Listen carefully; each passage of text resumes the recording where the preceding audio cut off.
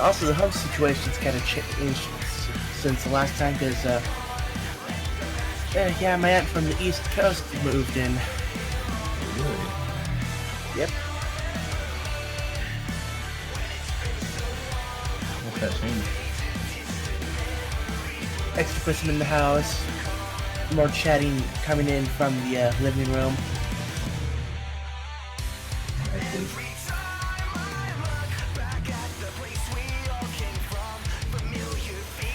Also means that Mondays aren't necessarily fend for self nights anymore.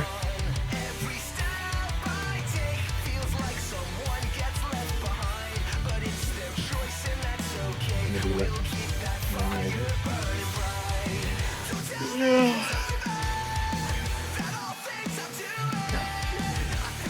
Sorry, it's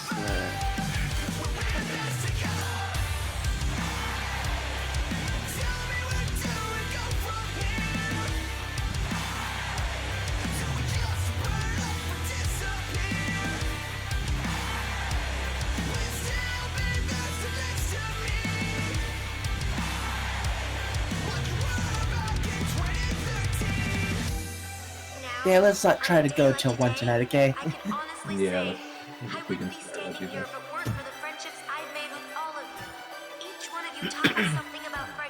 I was mostly on account of one of us taking longer than expected to get here. Thank you, friends. Thank you, Yeah. every pony.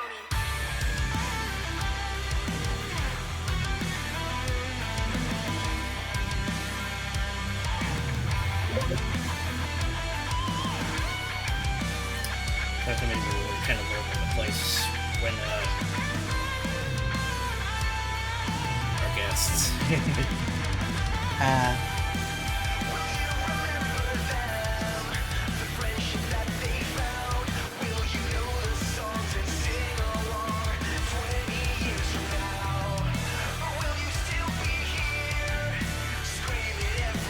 Yeah, same. I'm actually thinking of checking out a new anime.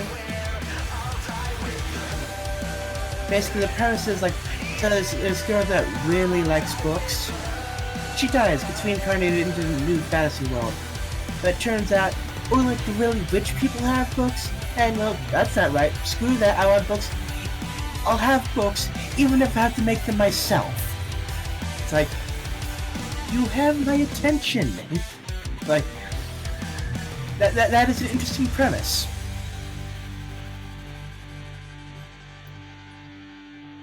I mean, books were hard to make. Yeah. Probably one of the hardest things to make, to be honest, at the time. Yeah, the fact that, like, unlike others of that genre, it's not like, swords, sorcery, magic. It's, need books! So does she write her own, or is it... Apparently, she has to make her own books. True tragedy. Sounds like a sequel to 451.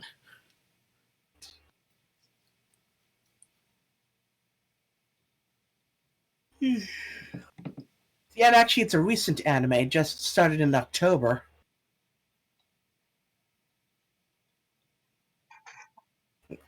Speaking of...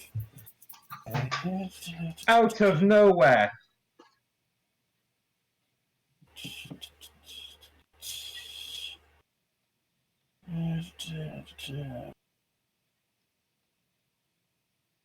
Just light novels.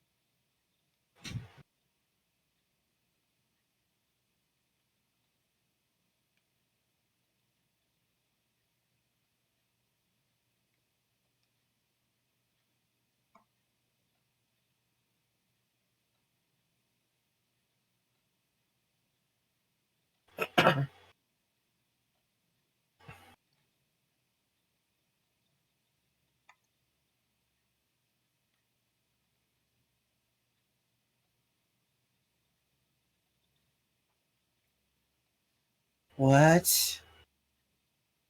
What?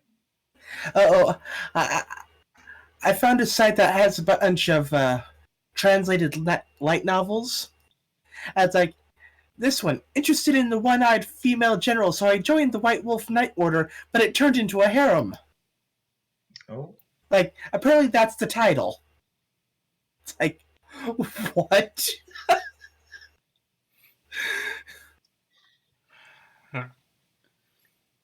Light novels are crazy.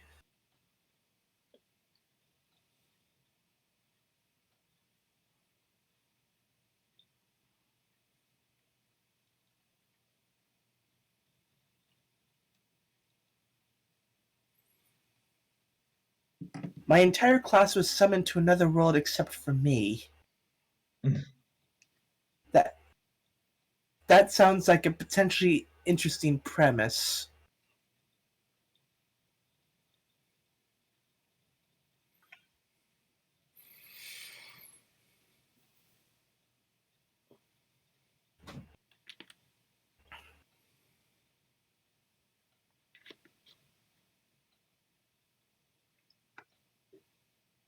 All right, are we going?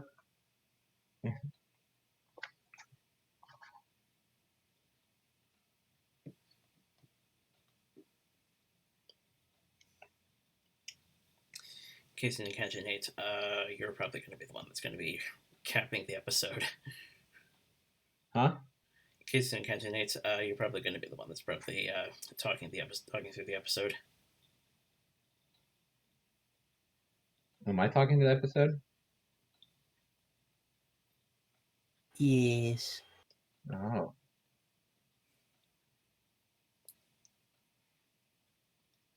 Well, are we streaming? Hello and welcome to Yoda Soda Creations, the podcast. Group of friends who explain the business talking movies, TV, to resistant. Finally got something out of the way. Finally got a certain song that I was intending to play last week out of the way, but well, with all the craziness that happened last week, it was kind of hard to do that. But finally got that out of the way. Well, a lot of interesting things have come up this week. I think one of us managed to find DC Legends of Tomorrow. One of us managed to find DC Legends of Tomorrow did a pony reference. The new Sonic redesign has been dropped, as well as Rise of the Resistance. Let's see, what else we got? Oh, and we're getting a G4.5 apparently. Yeah. Yep. Pony life. And the response is heavily mixed, I would say. It's like the designs are definitely different, and it seems to be more slice of life comedy. Yeah. I'm just hoping that the quality is still good. Spike is wingless. And apparently, from what I've heard, Rainbow Dash isn't in the Wonderbolts anymore because she isn't like authority. Is that seriously what it was? That's what I've heard. Oh boy.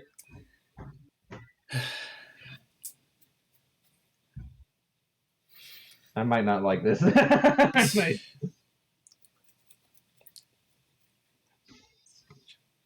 What's wrong with authority? What? Like, what? Oh well, we'll see. I don't want to judge it right now. Well, we'll see what. Well, we'll see what turns out. Well, we'll see what turns out. In the meantime, good to be back in Gravity Falls, ain't it?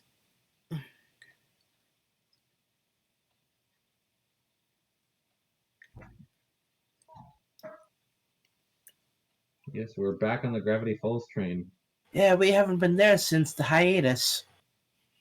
That lasted like 3 weeks.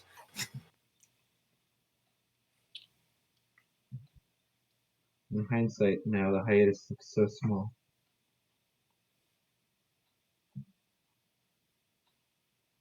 I'm kind of glad I was.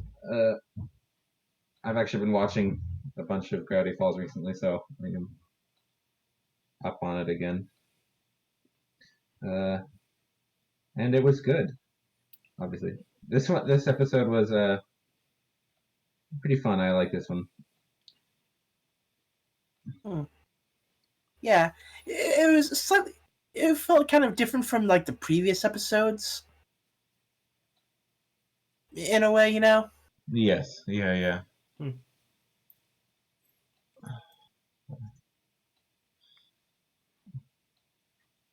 But, like, it was good. Let me see. It's this one is starting to introduce. So far we've had non permanent problems. You know what I mean? Yeah. Pretty much. One off bad guys, one off things. This is where we start to get into the deeper story. The book is mentioned a lot and used. And I guess we could say we have our. We could tell he's going to be a recurring villain. Yeah. One of them. Yeah, Little Gideon. This is the introduction for Little Gideon. An interesting character. He's not really a stereotype bad guy. He's a different one. I mean, one thing Gravity Falls is good at is it's kind of breaking down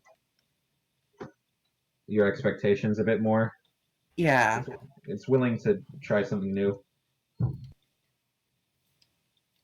And Little Gideon's kind of a good example. He's not physically strong. He's the maniacal type,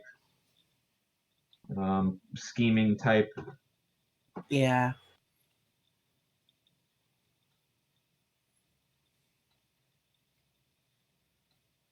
I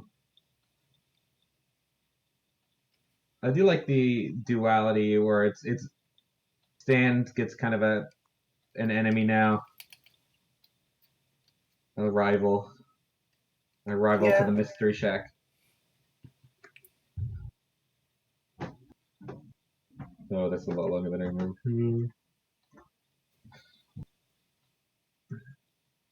So yeah, I guess I will be going over it. I don't. Let me see. How should we do this? Because I am also the one drawing. And I can't recap and draw at the same time, so I guess I'll just have to recap for a bit. I'll see if I can do a fast one. So we got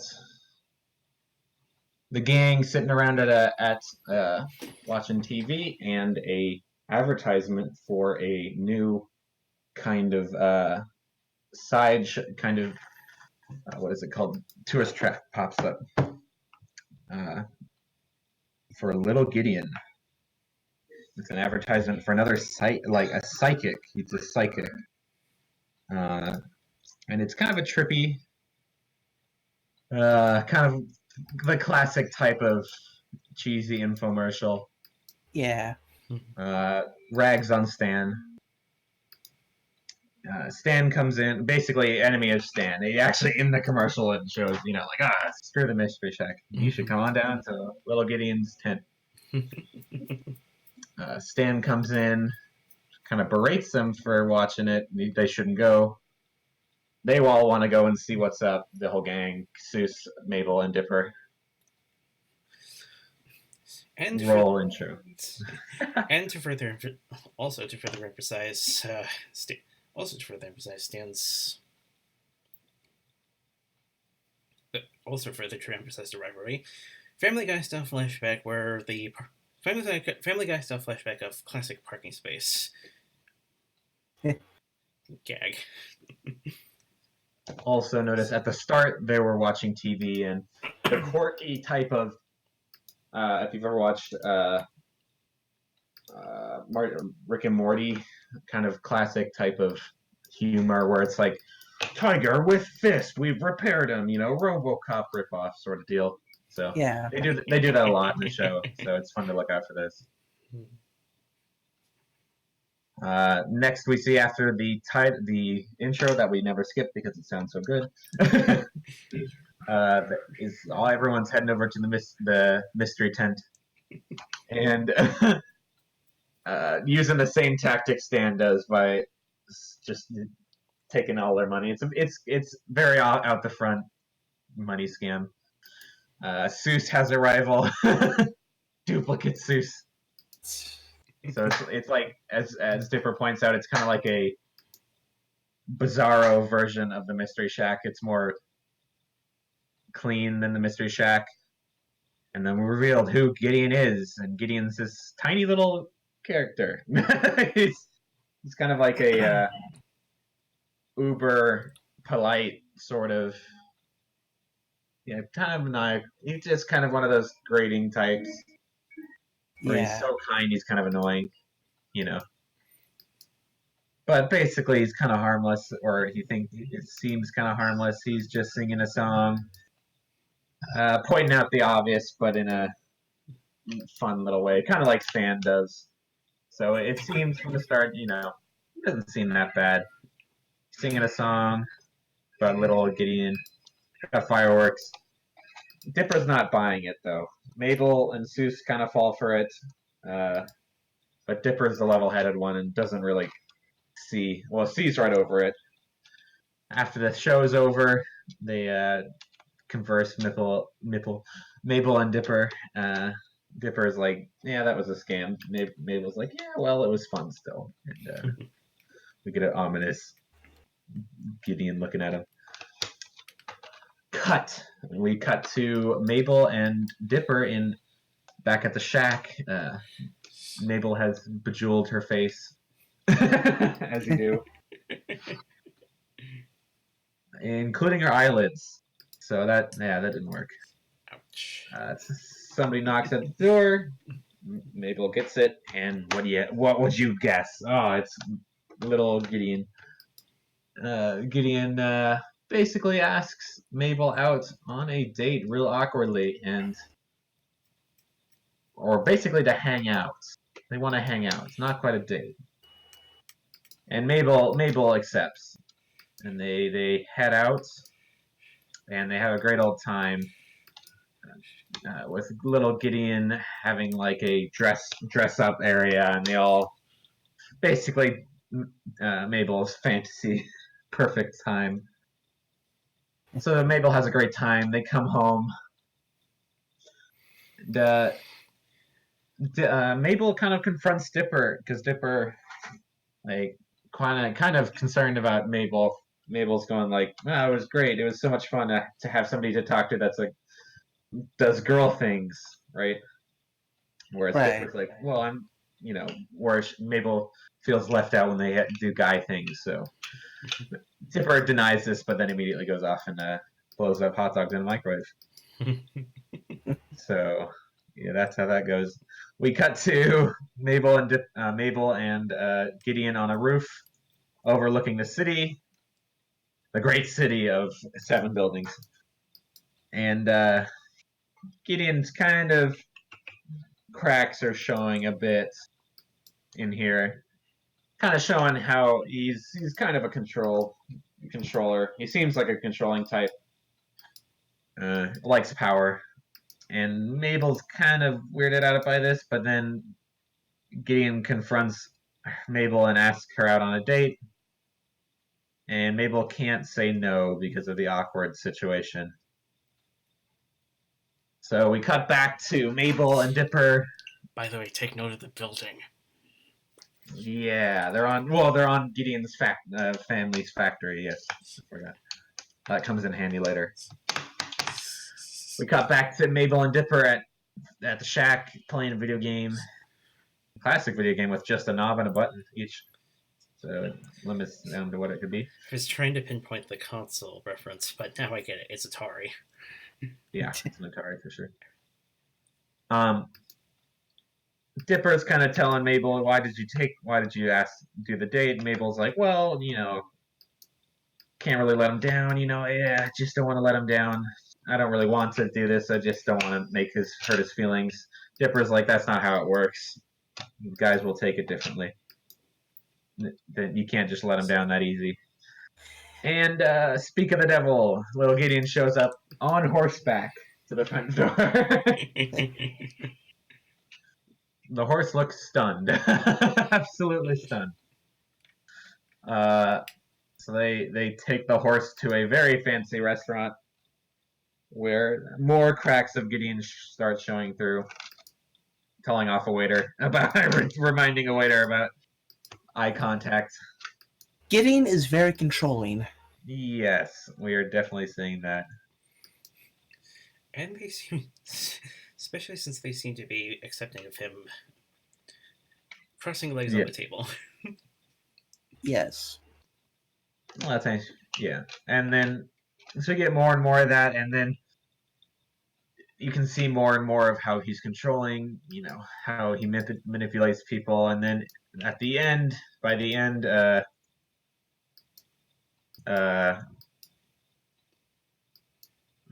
so we cut back to the group at the mystery shack, and Stan hears that Mabel and Gideon are on a date, and he can't allow this. He's very angry that his rival is with his granddaughter, so he's gonna stop this right now and leave. Seuss points out the trope of characters that walk into closets and turn around and leave to other places. I also like that they make fun of tropes and then don't do them. So, also, Seuss is apparently our resident ship namer. oh yes. He expounds on his idea of what the ship name should be. And so then we cut to Stan, I think, drifting into little Gideon's house, running up to the front door, confronting Gideon's dad, and it immediately kind of goes south with the dad kind of deflecting and reflecting every angry confrontation or conflict Stan tries to put forward, and he accepts to come inside and admires the artwork, and you start to see a deal forming between the father and Stan. And actually, the father seemed to genuinely be a nice guy. Yeah, it didn't seem that bad. Right now, at least. And Stan comments on his art choice. So that happens. Which is quite terrifying, actually, if you look at it. He's like, oh, well, this is art. And they start to think about the business opportunities of little Gideon and the Mystery Shack working together instead of against each other. And and some antics ensue. Like there's a dartboard with Stan's face on it, and he rips it off as they're walking by. Lots of gags. Leans on, money sound, but it's you hear like a money sound, but he's actually leaning on a cash register that just opened. So the classics. Yeah. But the classics, but kind of messed up. I love Gravity Falls does this a lot. If you look out for it, they'll do a sound. I've been watching a bunch of Gravity Falls recently, and something you guys should look out for if you're watching the show is instead of sound cues being disconnected from something, a lot of times they will link a sound cue to something else happening in the background. So like if somebody won, right? Yeah, here's like somebody won something, and in the background it was like a game that goes, "You win," So it looks like it syncs up with what happens. So I like that. It's this nice touch. Yeah. And it doesn't. It's like it keeps and stuff like that actually keeps you in the universe because it's not like a sound that just happened, right? Right. It's a sound in the universe, and it makes in the universe of Gravity Falls, there aren't just random sounds that play. So it's a joke, but it's fun. It actually it's grounding. Then we cut back to the recap. We cut back to Gideon and Mabel at the fancy restaurant. They got sparkling water, live lobsters, like actually live still on the plate.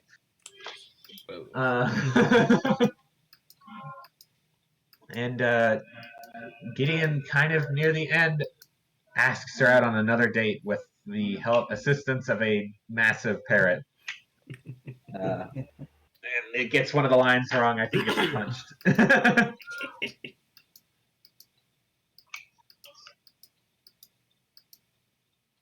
Oh, yeah, he shakes it when it says third day. That's what it was.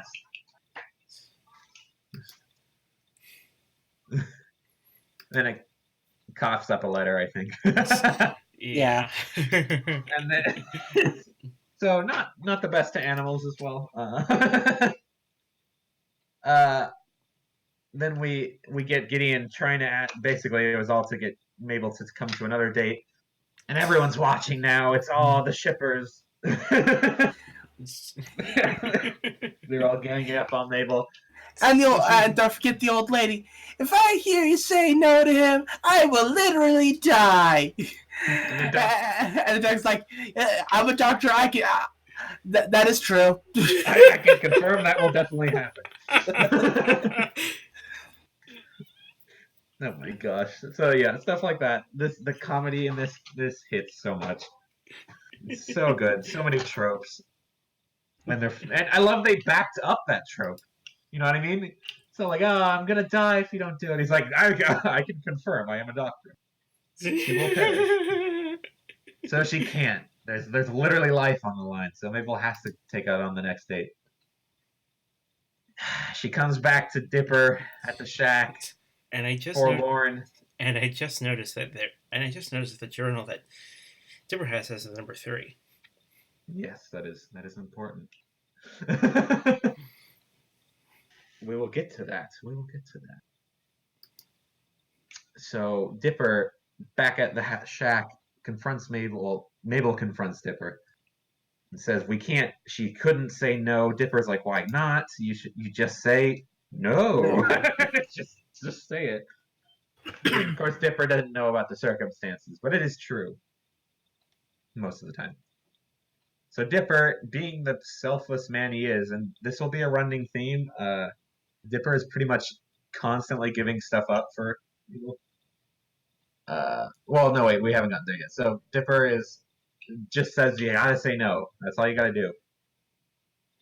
And we cut to little Gideon in a Venice-style raft on a lake in the lake with old man McGucket rowing for them. What was his boating at night. I love he's so candid. That's one of my favorite characters. More talk with Gideon and Mabel. She's trying to move it farther and farther along. He's more getting into the normal, like heart love, soulmate. He's hinting at big dating names. Oof. When we cut back to Dipper and Mabel, Mabel's really had it now. She's kind of locked in. She's like, I don't know what to do now. I can't say no because it might hurt his feelings, and I can't say yes because I don't want it. And then she's like, well, what is it? Dipper points out that you don't have to marry Gideon, but Stan walks right in at that second. Great news! You gotta marry Gideon. It's all part of the plan. Wearing a Gideon shirt.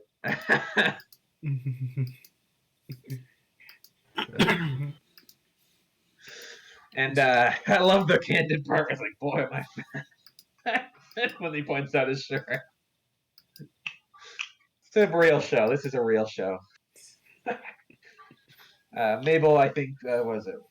Yeah, she runs out in pure terror. Pretty much just a link waiting moment. But tell them, slam. Yes. Pretty much that. Dipper, being the great brother he is, runs after Mabel, finds her crouched up in the room by herself. She's collapsed, and being Dipper being the selfless man he is, he's gonna do it for Mabel. This is okay. This is gonna be a running theme, and this is probably one of the biggest gripes that most people have with the show. Dipper is pretty much gets screwed over a lot, and does a lot of the hard stuff in this show. So that's something to look out for. Maybe I shouldn't have said that because it might. I don't think it'll ruin it. Just it's something I've noticed. You might not notice it, but so Dipper's going to go help Mabel and break it off with Gideon for her. So he shows up at the next date at the club on the top of a hill, and it's like a literal club, like a card club, like the symbol for a club. That's what I mean. Which I'm surprised that hasn't been done before. Now that I think about it, maybe it has been done. And Dipper just tells it to him straight, and Gideon takes it fine, as seems, or at least Dipper sees that. So he's like, "Cool, see you later, I guess." And Gideon's like, "Oh yes, I will." The real ominous type stuff. So Mabel is waiting outside, and Dipper tells her it's all right. I did it for you. It's all good. We cut back to Gideon now at home, making little. No wait, hang on, this later. Yeah. He's now scheming against Dipper. It's like Dipper is gonna pay for what he's done to their relationship. And his dad walks in while this is all happening, and basically we see now who's in charge here. Not the dad. No, not at all. He's like, I can buy and sell you. fair point. Yeah. We cut back to the shack. Dipper and Mabel are just back at it normal, they think. Mabel's happy that it's all normal again. They get a phone call. I love this part where it's such a normal thing where it's like they say like not it because the phone rings. They both say not it, and Dipper loses. Dipper's like, she just goes inside, and it's for Dipper actually, and it's the Inquirer asking Dipper to do a little interview about all the crazy things he's seen in the town. He's very excited for this, so they set up a time and place. We cut over to the Inquirer, and it's little Gideon running a wager, or asking a favor of the newspaper outlet to set him up in exchange for pictures. It was a phone number. Oh, it was a phone number. That's what it was. A phone number of the reporter from the other episode. Which episode was that? Sandra Hermanez number. That's what it was. So that's funny. And we cut to where the date and time, or the date and place is, and it's Little Gideon's factory. Oh, this place again. So Dipper walks in. It's basically empty except for one chair, and Dipper's onto this. It's like, come on, guy, come on, Gideon. Seriously, why'd you set me up? You wasted my time. Mabel doesn't want you, basically, and Gideon's not having any of it. And he shows his secret now. His talisman, or his collar. I forgot what those are called. They're like a gem with like a tassels, basically, that sometimes you wear in formal suits. It's actually a magical artifact, and it has levitation abilities. And he starts throwing Dipper and things all around, and maniacally and kind of derangedly talking about what what her and Mabel are going to do together. And if it wasn't for Dipper, it all would have worked out. So we cut back to Wendy and Mabel. Mabel's asking some advice from Wendy about breaking up with guys. She's just not thinking like that it was she didn't think it's got much closure. So she wants to go kind of really end it with Gideon to make sure, do it in face. Sending Dipper wasn't the best idea. Also, the redhead goes on a tangent about the the myriad of other boyfriends she's broken up with. And the one that she forgot to. She's like, oh yeah, I never did with him. That's why he keeps calling. Like, huh. And then he calls her and like, ignore. She doesn't fix it. She just keeps ignoring it. So Mabel's off to go find Gideon.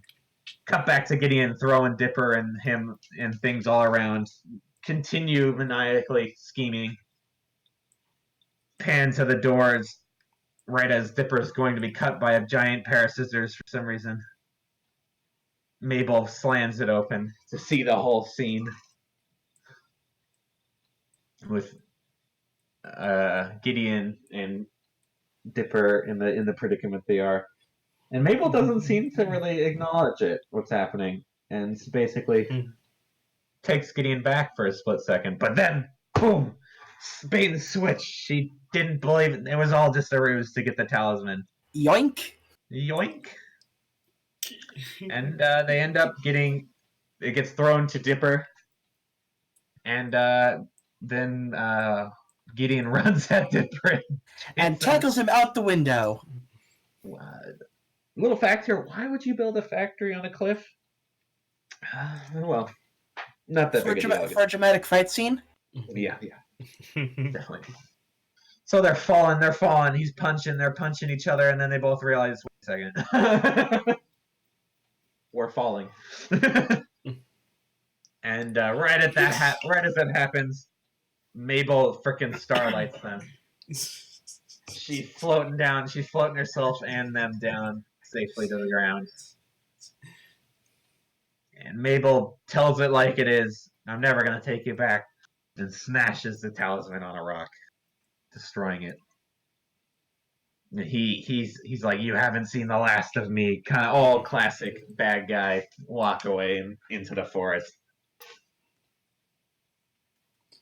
We cut back to Stan and the father finishing up their deals with a paper, with a bill of sale or whatever, a contract. Gideon comes back home, bursts through, and calls it all off. Screw Stan, you're awful. Your whole family, you're wrecking evil. I rebuke thee. You know, get the actual.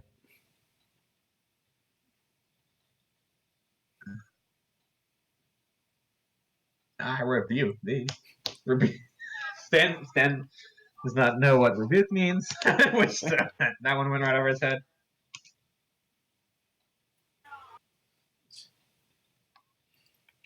You will all play recompense for your transgressions.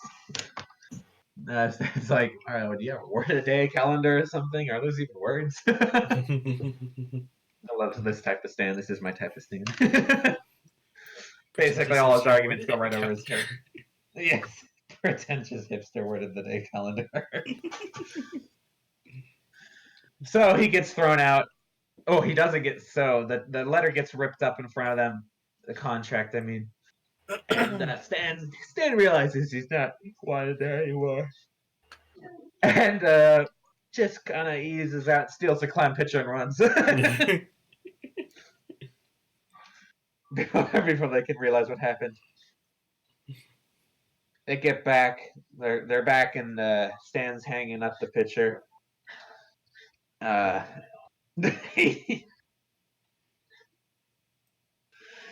back at the shack. They're all at the shack. They're all telling their stories about what happened with Gideon. So yeah, basically, Stan was right about Gideon the whole time. Basically they're both telling their edge of the story. Stan ending with he'll enact vengeance on the entire family. So whatever. What is he gonna do? What is he gonna do? Plot in his little team in his little lair? Whatever. We cut to Gideon again, scheming in his lair with a popsicle replica of the Mystery Shack and little armatures of all of the main characters, including Mabel, Dipper, and Stan. Obviously, like living out his fantasy and what it would be like if him taking over the shack and destroying the lives of Stan and Dipper for ruining his. And we end with him saying they don't know what they've started or who they're dealing with. And we cut to the book, a book that looks very similar for some reason, on the Mystic Amulet. It's closed, and we see it is another 6-digit hand book. Two. Letter 2, with number 2 on it. So there are at least 3 of these books now. And he has the second one. So that's fun because both characters don't know they have the book of one book of each one.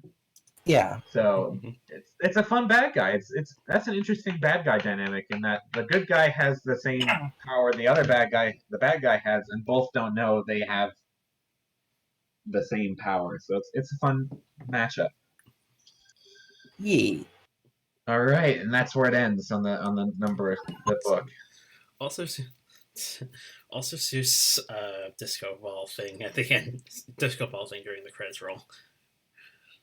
Yeah.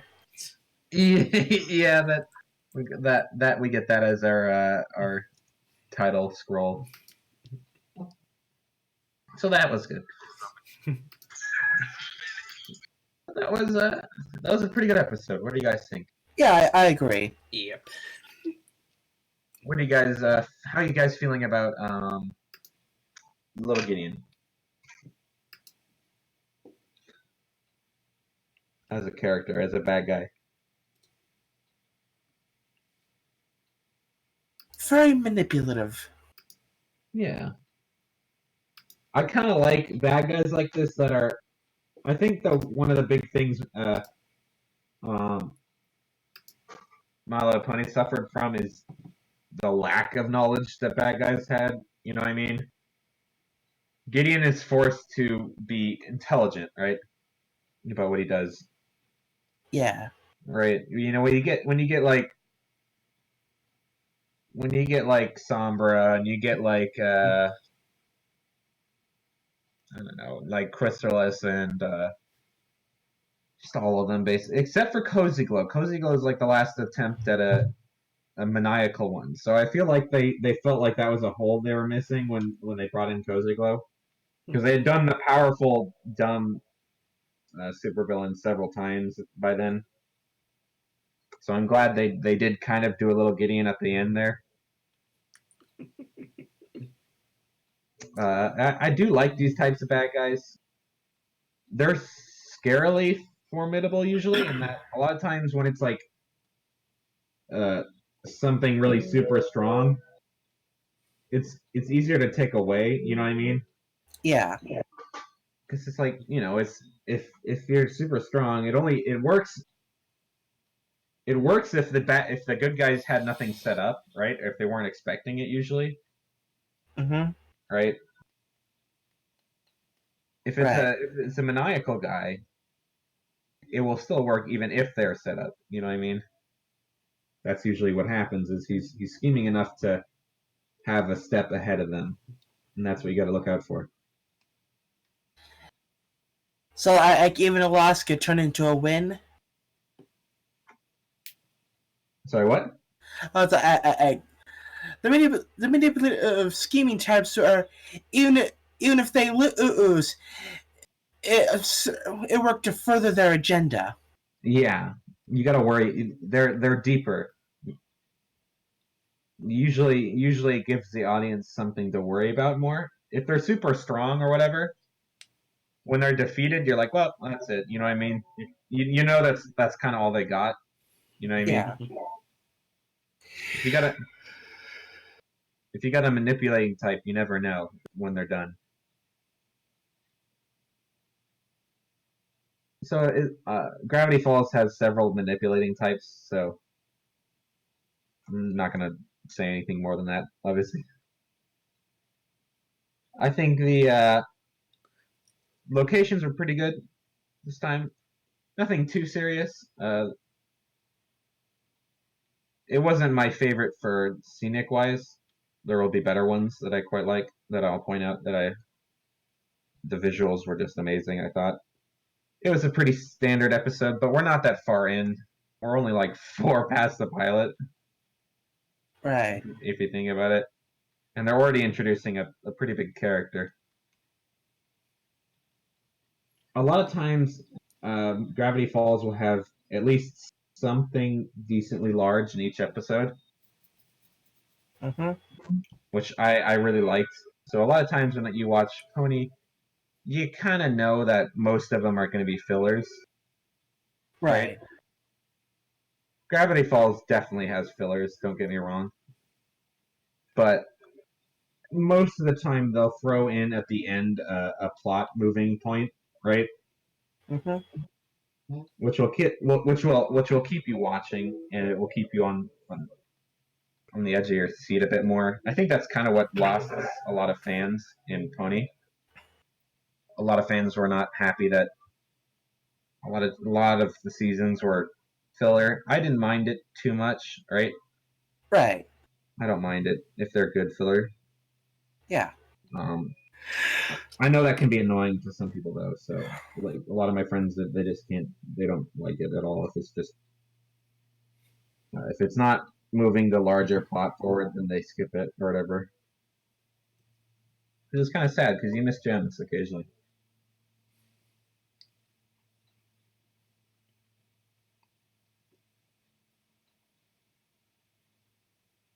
So we gotta. This is kind of I'd say, a lot of episodes are kind of like this now. So I think the ratio is about what we have so far. So there's probably usually 3 semi-filler episodes to 1 big one. You know what I mean? Right. So it's like 25 to 75%. I'd say maybe it's a bit higher than that. It's probably like 60%, 50% filler to 40-ish% big plot relevance ones, which is actually pretty high for a show like this. Yeah. Pony probably had like a Gosh. a 10 to 7% serious plot moving episode per season. You know what I mean? More or less, yeah. You get the last season was kind of an exception because a lot of times they were really trying to fit a lot of stuff in. They were trying to finish a lot of plot lines they had laying open. Mm-hmm. But compared to like 6 or 7, and basically the only plot ones were like the 2 on the front and 2 on the end.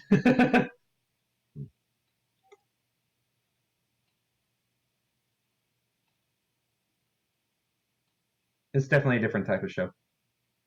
Definitely. You can see the layings out of a more arch. That's the thing. Also, Gravity Falls has it's the writer basically wrote out most of the show all at once, right? Mm-hmm. So he had what he wanted to do. Whereas the pony basically, from what it sounds like, they tell the execs a bunch of ideas they have, and then the execs kind of choose which episodes get made. Yeah. So you don't always get what you want.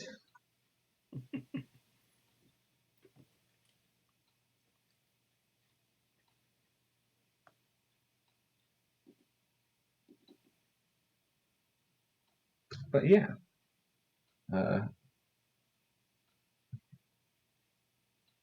You're probably developing favorites by now. What are your kind of favorite characters so far? Uh, hmm.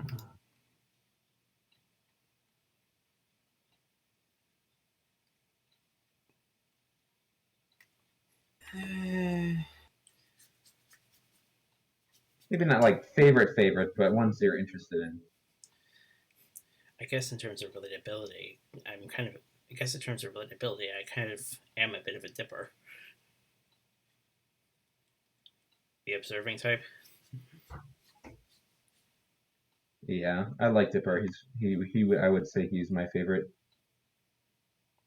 yeah, it's like so far the characters I like are Dipper and Wendy. Wendy's good too. Yeah. She's just like she is like totally just chill. Like, maximum chill. All of the chill. Feasibly possible.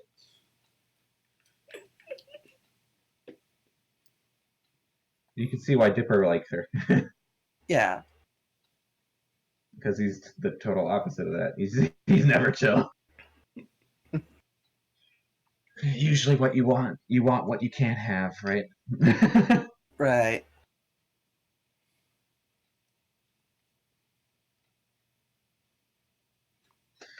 But yeah. How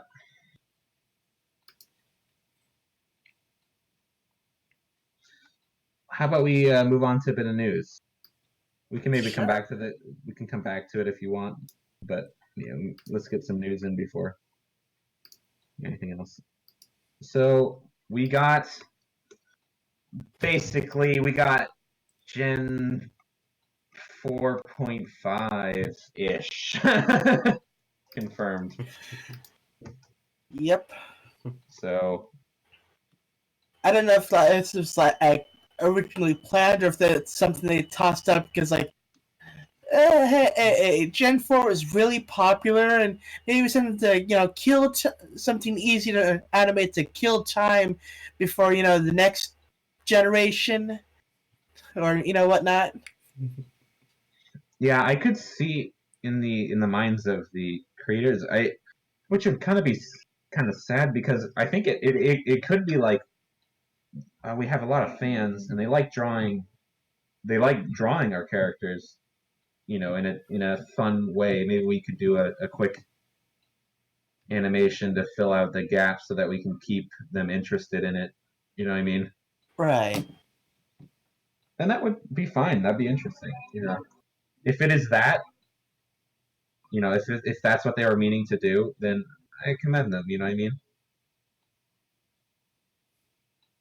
Well, it really depends on how well it's actually done. That's the thing, though. That's what I'm saying. If it's not good, and it is just kind of a lazy thing because they're like, well, it was good.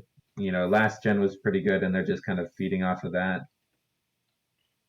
And yeah, I probably won't like it, but I don't want to say I won't like it yet. As Equestria Daily pointed out, the art style seems to be all over the place from like promotional stuff so far. Yeah. Like we have no idea what like the actual final stuff looks like because in this promo it looks like this, and in this promo it looks like this, and in this promo it looks like this, and they're pretty drastically different. You know what I mean? Mm-hmm. It's kind of we got like that weird Applejack sprite that they kept using for everything for some reason. Mm-hmm. It's kind of like that, where it's like you got Gen 4 and it's very obvious what it looks like, but for some reason they just can't settle on a style or something like that. That always creeped me out. They used that weird Applejack.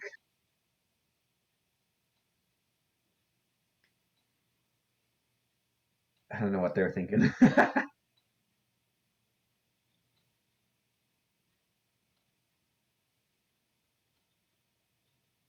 Oh boy, I'm gonna have to zoom out. Oh joy.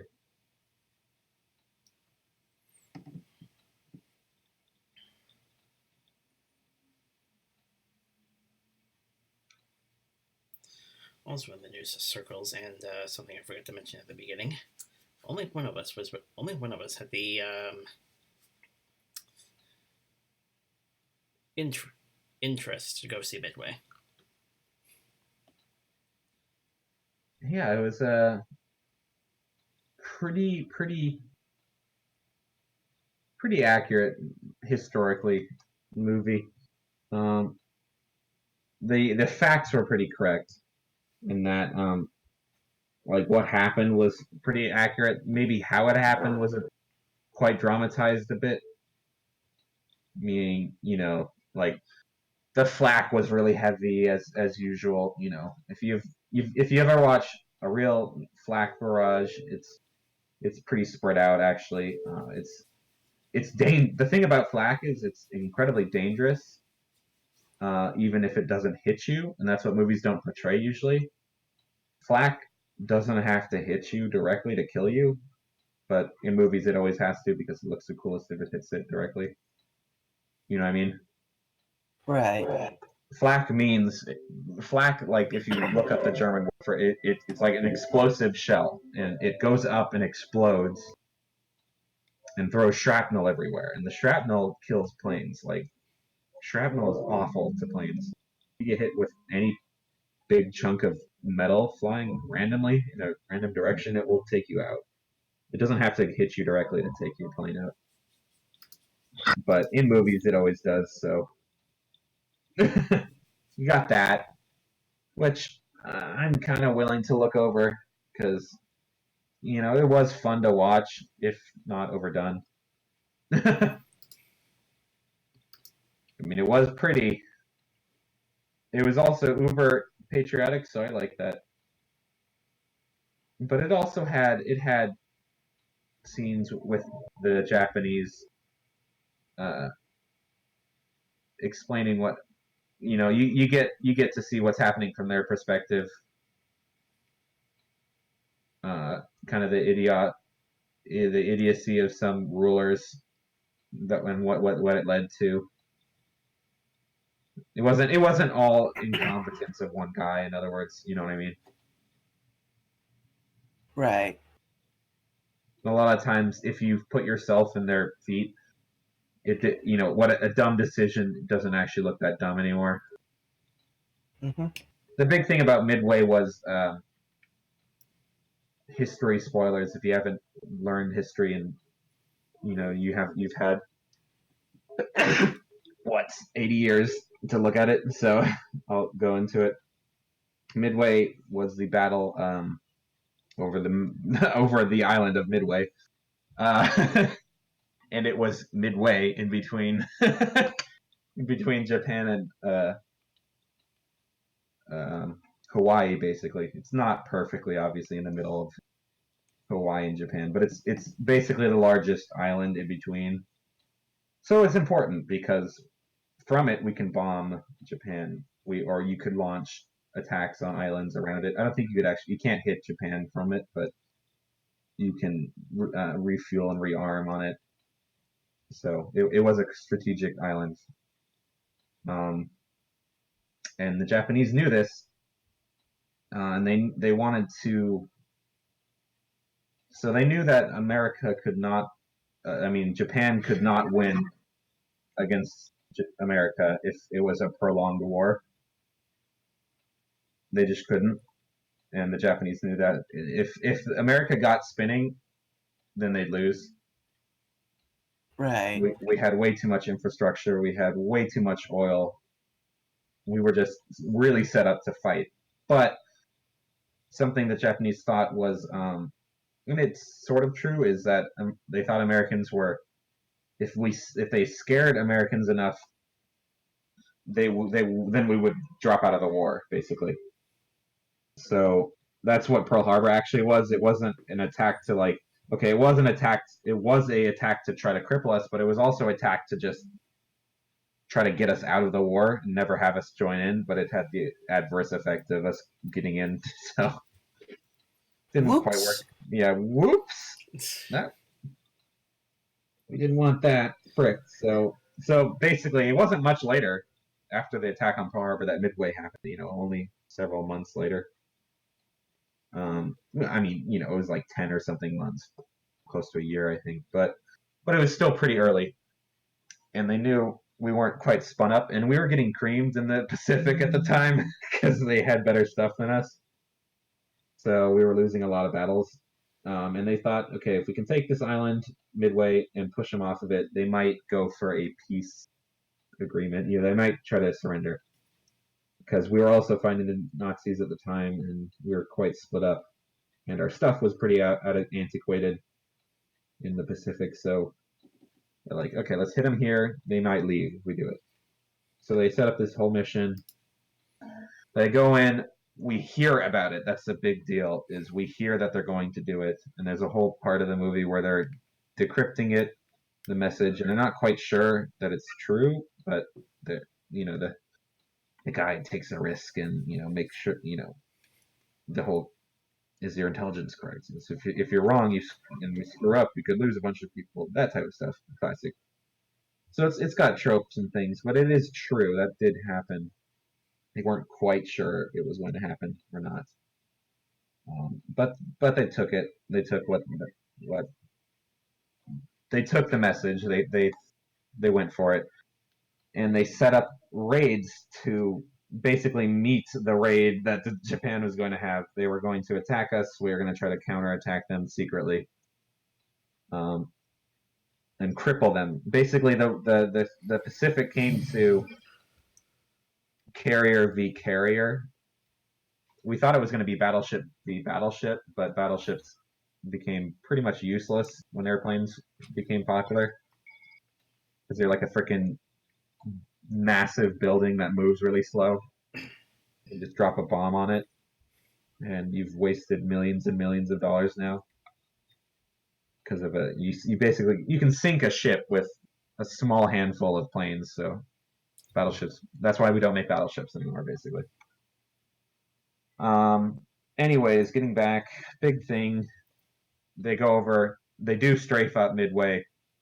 They do a bunch of damage actually, but they don't destroy Midway. They do a lot of damage, but they need another raid on Midway to really finish it off. I think. We still had hangars, and our oil drums were still okay. And that was kind of a big deal, obviously, since oil runs everything. So they wanted to they wanted to fly back, refuel, get more bombs, and do it again. But by this time, we had a fleet, a squadron of planes. We had a wave of planes up, and they went in and attacked the carrier group. And they got creamed. I think like one of them made it out of the 20 that attacked. So yeah, that was terrible. And but the big thing it did was so the commander was like, crap, they're attacking us from somewhere. Like we weren't expecting this. We weren't thinking they would have planes up, right? That means there's carriers in the area. So now the commander is split. He can either attack midway again, or he can try to take out a carrier, and a carrier is a pretty big deal. Like, I mean, if you kill a carrier, that literally could probably turn the tide of the war. Because basically, planes were the main attack, main intel gatherer, main, they were basically everything. So if you could kill a carrier, that would be crippling. So he was met with a dilemma: do you refuel them and put bombs on them to go back attack midway again, or do you fit them up with torpedoes and try to go attack a carrier? So he's kind of like he switches his design, so he starts putting torpedoes on the bombers. So they have to switch them out. So they have to wait like an hour to refit all the planes with torpedoes. This is a big deal. That's why I'm telling you about it. They get attacked again, strafed again, and he's like, crap, like, do I go after... And this time it was bombers. Like, heavy bombers. They don't do anything. They lose a couple of bombers. We lose a couple of bombers. We don't hit anything. But this screws them up again, because he's like, bombers can't be launched from a carrier. That means Midway's not destroyed. Like, and that could be a danger, because if they can launch planes at us as well. So he's like, maybe we should fit them up with bombs again and try to go after Midway again. If Midway's going to be attacking us, that's probably more dangerous than a carrier. So he goes back and undoes his order of fitting the torpedoes and makes them try to fit bombs again. There are 2 more raids, and in both raids, basically everyone dies on our side. We lose like 19 out of the 20 each time. But every time that happens, it delays their flights. They can't take off while we're shooting at them because they have to squiggly squig and weave and bob the carrier, and you can't take off of a moving carrier like that. So they're pointless, but they're not pointless because every time we attack them, it forces them to wait longer. And then we get to the big finale, basically, where there's a dive bomber group. All up to this point, it was all torpedo bombers, and if you don't know anything about our torpedoes at the time, they were awful and never worked. We were not very good at making torpedoes, so sending torpedo bombers was kind of pointless almost. And that's why they kind of all got shot down. They were antiquated torpedo bombers. We send in dive bombers finally. The dive bombers get shot up as well, but this time they have escorts that screw up the Zeros a bit more. And the Zeros are now tired, and they don't have any... They're running out of fuel, so they get shot down a bit more. They weren't expecting a escort. And then the dive bombers come in, aren't getting shot up, don't lose as many. A group of them bombs one... There's 4 carriers, by the way. One of them bombs one carrier, destroys it, because when, like, 2 bombs hit the carrier, and as I mentioned, they were fitting new bombs and torpedoes. So there's bombs and torpedoes everywhere on the deck of the carrier. And when you drop a live bomb into a bunch of just random sitting around torpedoes and bombs, it doesn't end well. So 1 or 2 bombs destroys one of their carriers. And then another carrier gets bombed and it blows up. And then another carrier gets bombed and it blows up. So they lose 3 carriers in like 3 minutes or whatever. It's devastating. That people say that one attack probably shifted the entire way of the war. Like if that hadn't have happened, Japan might have won, seriously. Because carriers were everything. And that was most of their carriers gone in one day. And one of the guys in it, he dived by himself. He dived with his little wing group. There was only 3 of them. His bomb was the only one that hit, and 1 bomb killed the entire carrier. That's actually a real fact. I thought that was a movie magic, but there were so many bombs on the carrier, it blew itself up when only 1 bomb hit. like freaking Star Wars. And then he flies back. This actually happened. I didn't think this actually happened. It felt like movie magic again. He flew back home, got on another plane, went back and bombed the last carrier and destroyed it. It was nuts. Like, bro, he was apparently the only American to in the same day destroy 2 carriers. I mean, like that record is probably will never be beaten. Like one guy killing 2 carriers in one day. A carrier has thousands of people on it, mind you, and like 30 or 40 planes each. So basically, yeah, it was a pretty big event. Pretty good movie. It wasn't like Pearl Harbor, like the crap movie. There wasn't much of a romance. There was a bit of a romance. You can't get away from it, but it was handled okay, I guess. Kind of cheesy, but I'd say it's worth a watch if you don't know anything about Midway. It's a battle you should know about, even if you're not a history buff. Having seen the original with Charles Heston, I was a bit skeptical when I heard who was directing it, and now hearing the reactions to it, I am now waiting for the official home media release. Yeah, I think you'll like it. They they also have a scene about the Doolittle raid. It's quite a long movie, to be honest. It's like 2 hours long, and they cover like several attacks. They do like the Doolittle raid. They have like a whole section on the Doolittle raid. They have a whole section on Pearl Harbor. It opens with Pearl Harbor, which I thought was going to be like a flashback, but they had basically like most of the attack. So lots of it. It's pretty fast paced. That's another gripe I'd say. That's kind of the director again, where that's how he directs. He's super fast paced type of director. Um, but yeah, I rambled about that for quite a while, but might as well. Phil's time. Yeah. And it's history. People need to know history more. Hear about what sacrifices people had to make for the country.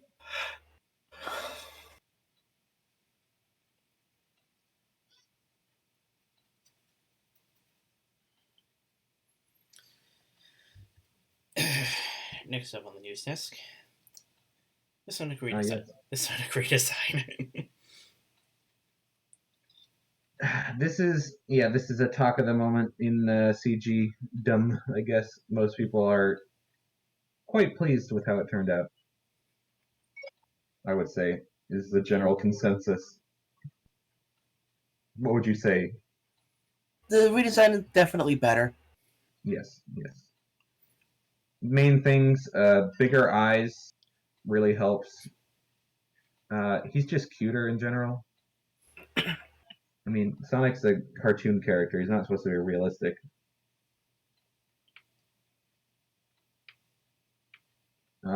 He's still a bit of an uncanny valley, I'd say, in that he's still kind of realistic. But it's less jarring now. Oh, it's way less jarring. It definitely made me more leaning towards the. All right, there's one to add to my list for next year. Yeah, so if you're a fan of Sonic, probably check it out. I can't say if it's good or not yet, but I'm still pretty sketchy about that. It still might be terrible, but I'm glad they redid the animation. It's so much better, and if nothing else, at least we get kind of a nice looking Sonic to gawk at for 2 hours.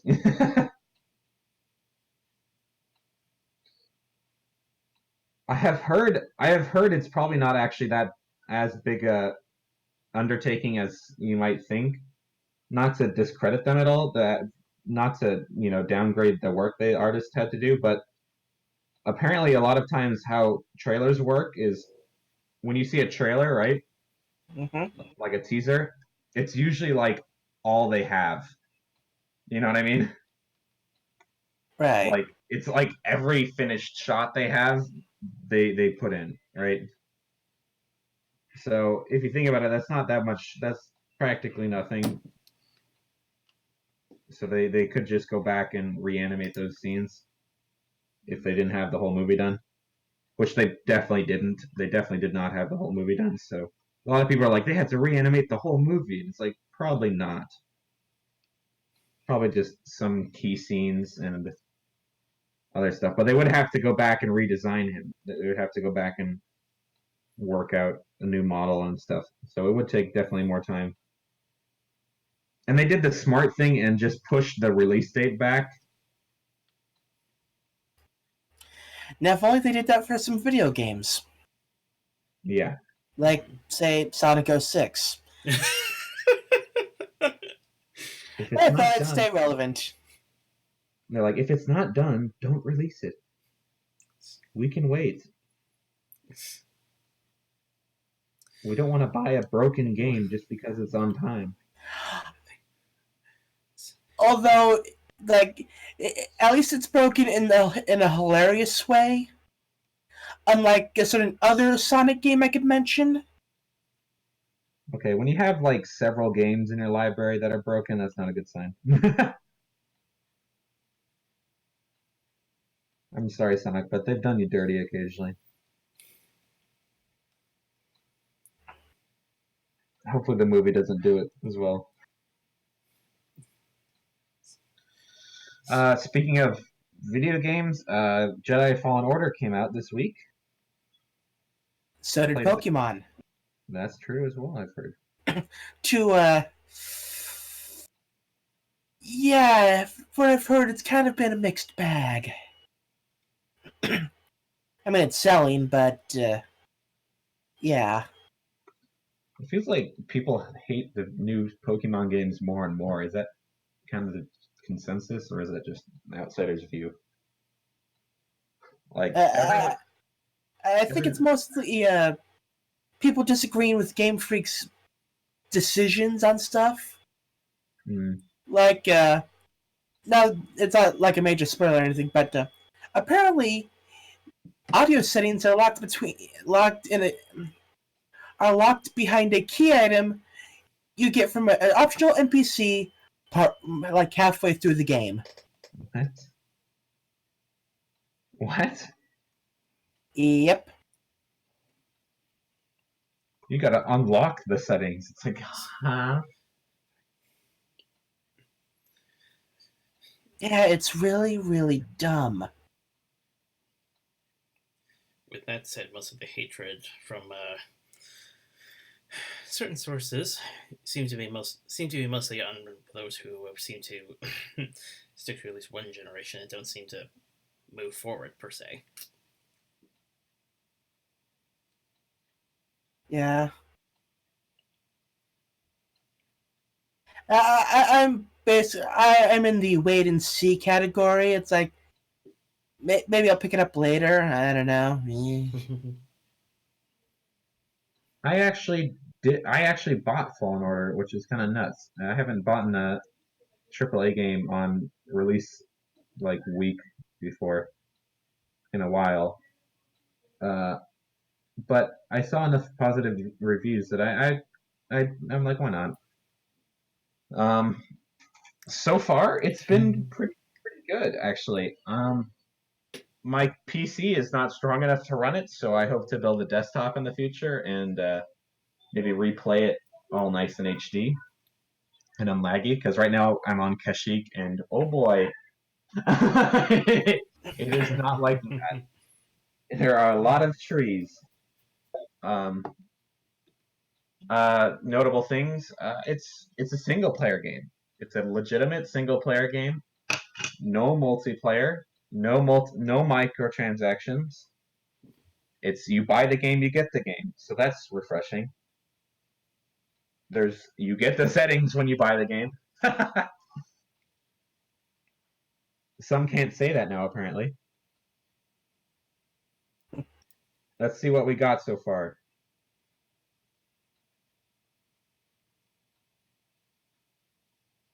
Nice. Let's do it. Let's do it without a background. Hang on. There you go. Yeah, that's better. Nice. All right. Now to cut out the. That just rotoscoping right there.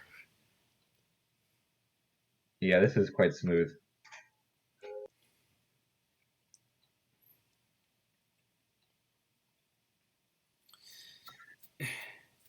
Now to cut out the background that overlaps. I think it's worth bringing up that, to be fair, Sonic 06 at least had a decent reason for a rush release. Yeah, it was like an anniversary year. Plus, they wanted to get it out by Christmas or whatever.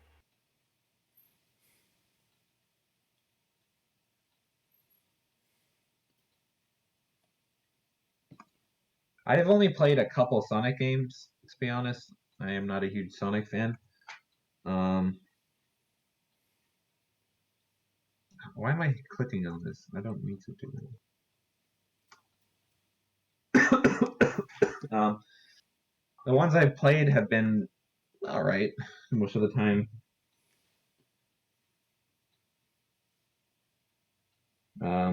My biggest gripes usually are like I've never really liked the super fast paced running thing because I always hit stuff and I never go that fast in the end, you know what I mean? Yeah. I can never time it correct. You know, a lot of times they're like, "Oh, the timing's great." I'm like, "What do you mean?" I don't know. Maybe it's just me. It's probably just me a lot of times, but I can never chain things together like I do when I'm watching it. I just don't have that much time, you know what I mean? To study how to run. Right. So I've never bothered.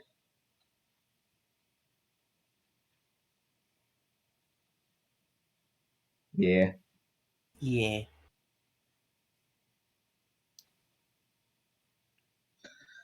I'm just gonna chimp out and oh shoot, chimps out. Get rid of some of that.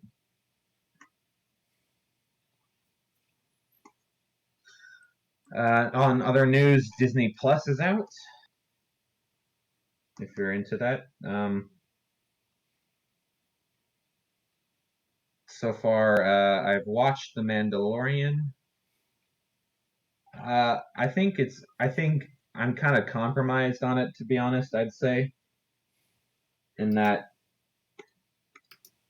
I like Star Wars a lot, and I just wanted a basic, normal Star Warsy type movie. So I think a lot of griping that's been happening has been probably legitimate in that it's quite basic. You know what I mean? It plays it safe. I think I saw a review where he called it too bland or whatever. Which I get that, I see that. But if you're just tired of, I don't know, it's almost nice to just have a normal Star Wars thing again. I know from a critical standpoint, it's not the best to just, mouth feed the fans, but it's not. So it's different, I think, than the Force Awakens in a lot of ways, in that it doesn't say, "Look, it's Star Wars. Yeah, you like Star Wars, right? Right. There's X-wings, right?" There are definitely, no, don't get me wrong, there are definitely scenes where it's like, "Hey, look, it's a sandcrawler. Hey, look." But I guess it makes more sense, right? A lot of times, because they go to a planet with a desert planet, It's like Tatooine. They go to Tatooine, and there's Jawas that live on Tatooine. All right, and stuff happens with the Jawas, and it's like, all right, cool. It doesn't make so. A lot of times, my gripe with Force Awakens was there was no reason for the reference there. You know what I mean? Mm-hmm. So like they had like the little probe, the little training droid. Finn picked up, and he's like, oh, he held it up to the camera even, and it's like, oh look, and he threw it aside. It's like, all right, come on, that's just Finn would have no idea what that is. He wouldn't even look at it. You know what I mean? Right. That's literally just there for the fans. He was looking for a wrench, not a ball. Like, anyway, yeah, it's just a Mandalorian. It's an adventure show so far. It's playing it safe. Nothing too crazy so far. Action is really fun though. I thought at least. Um, yeah, we'll see where it goes, I guess. And Clone Wars is coming out again. There's a Lady and Tramp movie live action that they released. I haven't watched, and I don't know. I don't really have any desire to watch. What are you Yeah. guys' opinion of live action remakes of animated or other media? I mean, I'm aware of how the controversy goes. Although I'm more of a willing to, although I'm more of a forgiving, willing to see kind of sort. Granted, Yeah, yeah. granted things will granted I'll probably find a granted there's probably going to be granted I'm probably going to also end up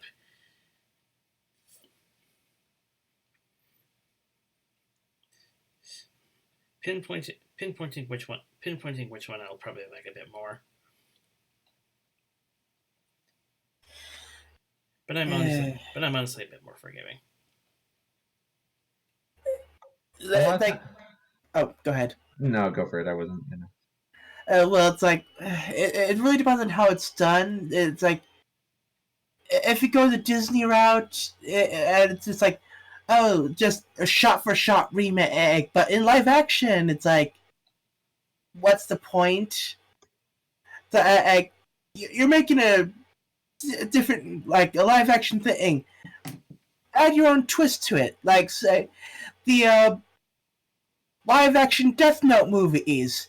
It's like, sure, it was mostly the same, but it also had its own little twist, Yeah. They creatively did something. Yeah, it's like, don't do the same thing. We already saw the thing. Yes. We don't really want to see it again in live. It's like, okay, it's just like a graphics change on a video game. It's like you have to rewatch the same thing, just with higher graphics. It's like the story is no different, right? Right. You're missing an opportunity. You're saying, right? Yeah. I get that. I agree with that. I think that's my main gripe as well. It's just like I don't want to watch the same movie. You're a billionaire. You have billions of dollars. You could make a new story, but they've been making so much money. The remakes. I'm quite annoyed, in fact, sort of that they're making so much money. It's like, stop. Make them make something new. You know what I mean? Right. But the brand name sells, so Oh, I've seen Sleeping Beauty. It's like, go see something new.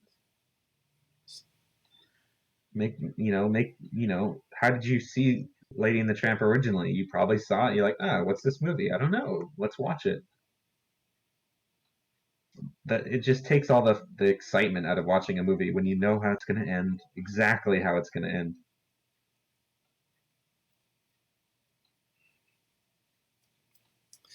That said, there's an interesting reason as to why they're doing this. They apparently want to strengthen their copyrights on certain properties.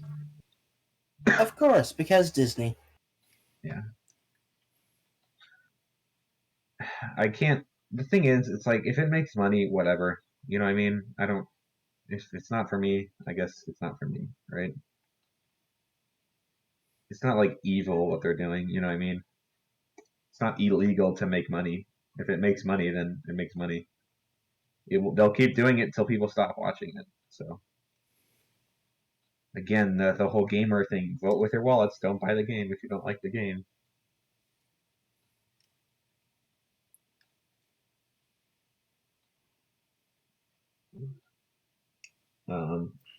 The problem with movies is a lot of grandmas go see it, and that's what makes it most of the money.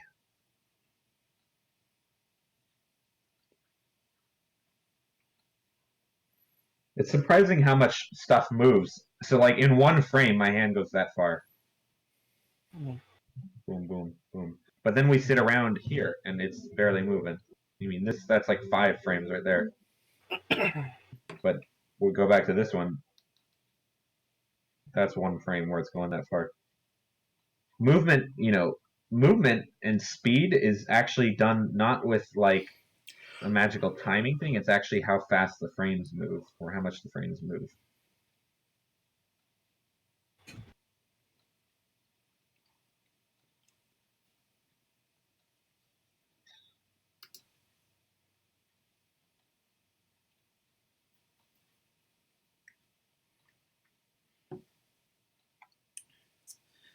And getting back to the Disney Star Wars spectrum, Galaxy's Edge is getting a new attraction, Rise of the Resistance. I saw that, or I've heard of that. Yeah. I'm still not a huge fan of the new Star Wars stuff.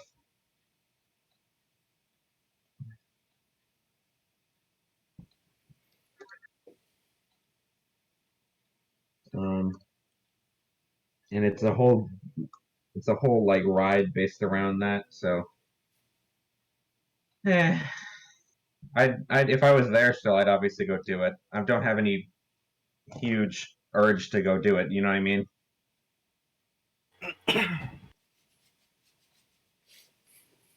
There we go. There's the animation. There's 8 more seconds I can use. So we're up to what is it? I'm up to 23 seconds of animation. So, and the animation needs to be 55 seconds for the grade.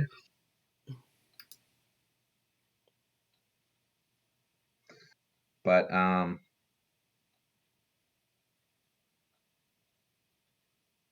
I'll probably be more like a minute and a half once it's all done. Should probably save this. Save as.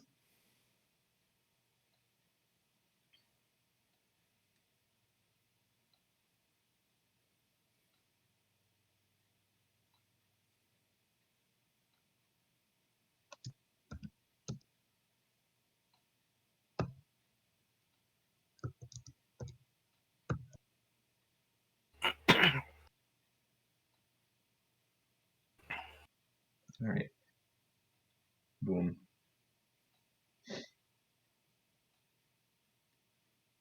Yeah, I'm kind of plowing through it now. We're getting stuff done. Mm-hmm. I wish I got more done this week. Oh well. But yeah, we got through a lot of news this week. Is there anything else in the news section? A lot of stuff, actually. To be honest, that wasn't a small amount. That was quite a lot. Right. Not to degrade it or something. There was quite a lot of news. Mainly pony news is the pony life stuff. Final thoughts on that? Wait and see. Wait and see. Yeah, that's the way of putting it. I actually don't. I never said that I hated the animation. To be honest, it's not terrible. It's definitely different. It's not my cup of tea. It's definitely Teen Titans Go-esque, and I know how the fans hated that, and I see why they would hate it. You know what I mean? Because you get the it's not as big a jump, I think. You know what I mean? The Teen Titans Go was people hated it because it was such a massive jump, right? Right. It went from like anime looking live actiony type realistic proportions and everything to just total chibi, totally different, right? Mm-hmm. Sorry to burst your bubble, like sorry to break it, but ponies aren't proportional. Pony isn't proportional, so it's not as big a jump. It's still a jump. It's their heads are way larger, their bodies are much smaller, their eyes are way bigger. I think the general style they're going for is much different. They're going for like a teen drama, I think, or something, or kind of slice of life episodes instead of more epic ones like the show was going for on occasion. It's probably going to be a time locked one. There's probably going to not be any development, so if it's sad there, probably nothing too like universe changing. You know what I mean? Right. There's not going to be probably a revelation, I don't think, from the feel of the trailer and the ads they're putting up for it. It's feeling like a filler, which is okay. It. I think the real reason it's here is they want a different toy line mainly, Yeah. and that's how the trailer, like the talking head of Hasbro or whatever did give a speech, and it was definitely a it mentioned the toy line several times. So I'm I'm definitely thinking that's what they're going for. Uh, it's it's stuff to launch with the launch of their toys, basically. Right. So we know that nothing of any major impact will happen because it's a comedy series. There is no canon. Yeah. They also don't want to do any big changes because they have a toy line that's probably set in stone, so they don't want to. If they cut the hair of one of the ponies and it's different, then oh no, you know what I mean. Right. They can't even change this like that. They can't give Spike wings or something because the toy doesn't have wings. Well, maybe if Spike wings on the toy, like he has in the show, then he wouldn't have to take his wings in the new show. We don't talk about that.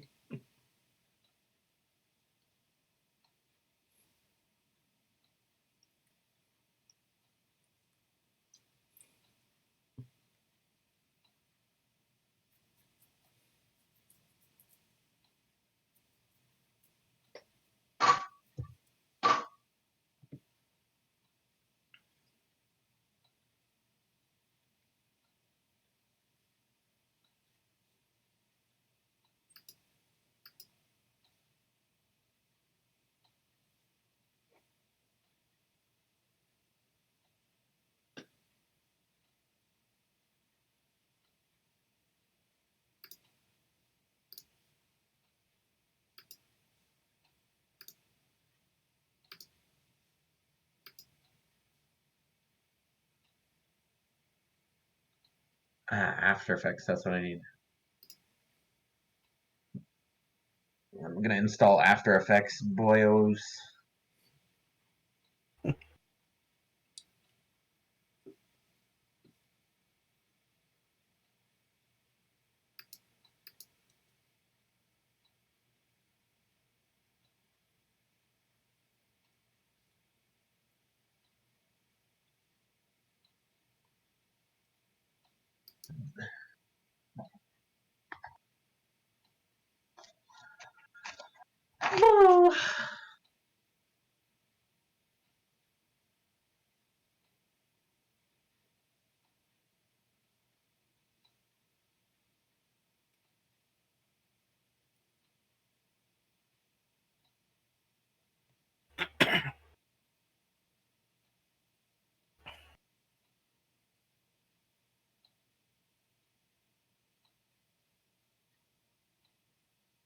All right.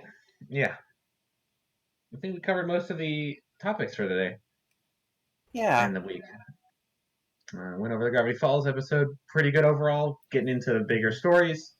Pony Life, something to keep an eye on. Hopes aren't too high, but we don't want to grade it now. Basically, we're kind of happy that doing anything, sort of. I guess it's something to look forward to. It's probably not Gen 5, but it's something in between. And, I can't rag on them for giving us too much, really, yet. You know what I mean? Yeah. Worst case, you don't watch it like Equestria Girls. If you didn't like Equestria Girls, don't watch it. It was never really canon, and I doubt it's going to be canon. This Pony Life will be canon for the next series. I might not. We might not really cover it that much if it's too bad. You know what I mean? Right. We like to cover shows that we like. We're not going to mindlessly follow something if just because it's got the right name. So if it's not good, then we'll just keep covering Gravity Falls and Star Wars and I don't know, Avatar or something. Yeah, Pony Life thing to keep an eye on. Disney Plus is out. Mandalorian, personally like it. Other people haven't seen it set yet. Maybe use a free trial on it when the whole series is out eventually. Um, what was the other thing? Oh, Sonic. Nice turnaround. Something to keep a watch out for. Maybe it's actually worth seeing now. Up to you guys, obviously. Maybe one of us will go see it. Midway, pretty good movie. Pretty action heavy. Pretty accurate, not story wise, but historically wise. Good watch. Yeah, pretty good. Lots of stuff this week. Tinier. What were you gonna say? Oh. Tinier Things. SpongeBob trailer. There's a third SpongeBob movie coming out. Because of course there is. It's got Keanu Reeves in it. Whoa. Yeah. As a sage bush, like a literal bush. Scooby Doo animated movie coming out. Yeah. Yay! Dragon Prince third season will be coming out next week, so I'll probably be binging that entire season. Definitely one I've been watching. We could maybe cover Dragon Prince eventually. It's pretty decent. It's not amazing, but it's kind of a fun guilty pleasure watch, I think. If we cover Dragon Prince, I might suggest we watch 2 or 3 episodes and cover 2 or 3 episodes at a time. Right. You know what I mean? Because they're kind of shorter episodes, so you can kind of fit in a lot of stuff all at once, probably.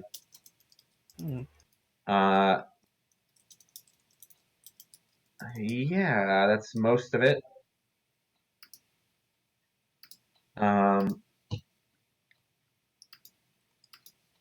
But yeah, stay tuned. Smaller gaming related stuff. Consensus on Jedi Order, Fallen Order, pretty good. Cinematically fun. Need a very good computer to run it. Like very good.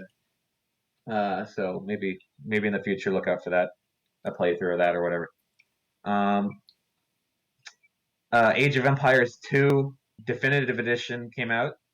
So if you're a huge top-down player or RTS player, definitely check that out. And Age of Empires 4 trailer dropped. So big news for RTS players. I know a lot of RTS players have not gotten any RTS games in quite a while that are new. and big titles. Age of Empires is a classic big title. And if Age of Empires 4 looks like the trailer they said it would, like the trailer, maybe we'll watch it afterwards, but dang, if that's actual gameplay, insane. And I will definitely need a desktop to run it. All right. That's pretty much it. You want to end us out here? Have kind of an earlier stream? We did a good hour of animation. We got 8 seconds of animation done. It's generic, but it's definitely getting across what's happening, right? Mm-hmm.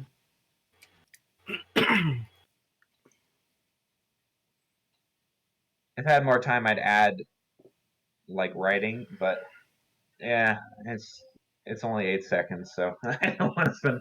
I could come back and edit that if I want. That's the nice thing about Photoshop. If you save it, it will save as a file, and you can just come back in and edit parts of it later on. I just don't feel like that. I have a lot more animation to do, and yeah, maybe just call it good for tonight. Quit while we're ahead. All right. I have a one word question for you guys. What's your quota for joining me in British Columbia for Vancouver in January? January. And don't have a passport. I could.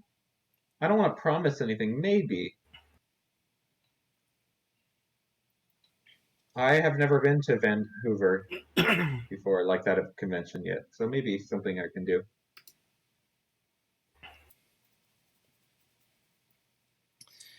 Just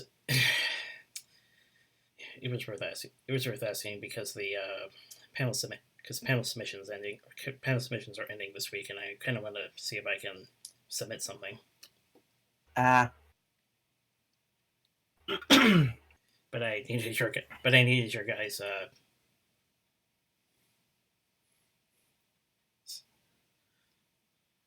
Needed to see what your guys' quota was. I might be able to. I don't. We will.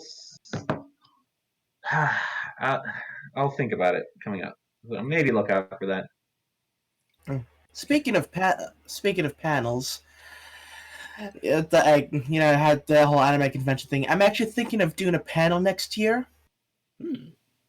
Yeah, I'm planning on trying to revive the Toho panel because we haven't had that in a few years. And there actually seem to be a lot of Toho cosplayers.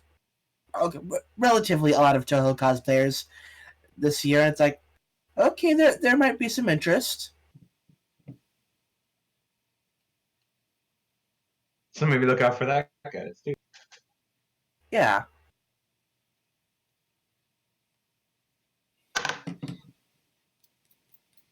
Yeah, After Effects is installed. And there was much rejoicing. Yay.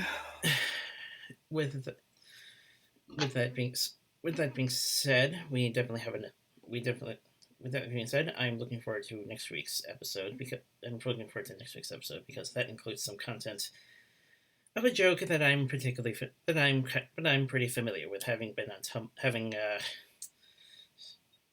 been on Tumblr for a bit. Oh. Yeah, next week we should also be back to Saturday. Yes. Yes, there was a lot of stuff that came up on my side, as usual. Also, I had my convention, so... And that also happened. Yeah, I forgot about that. But yeah, we got to it eventually, and this wasn't that late of a stream, actually. So, if you don't count 12 o'clock late.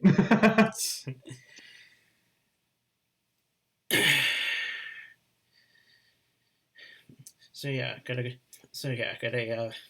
joke I'm particularly looking forward to. I got a little joke I'm looking forward to coming up next week, and we hope to see you all then. Take care. Later. Later.